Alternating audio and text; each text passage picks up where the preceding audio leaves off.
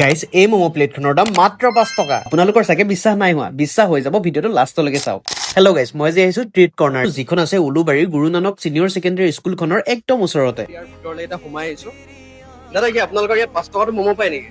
হয় পায়, veg non veg দুটাই পাব।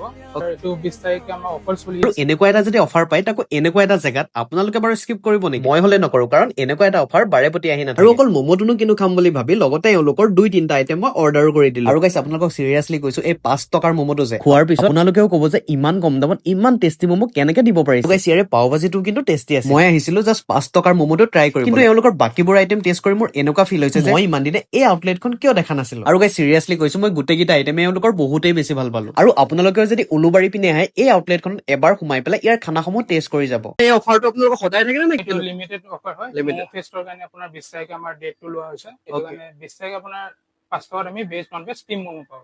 আপোনালোকৰ ইয়াৰ মানে উলুবাৰী আউটলেটত 20 তাৰিখে, বেলেগ বেলেগ আউটলেট কেইটাতো চলি আছে। 20 তাৰিখে চলি আছে। হয়। বেলেগ আউটলেটো আপোনাৰ বেলেগ বেলেগ ডেটবোৰ চলি আছে।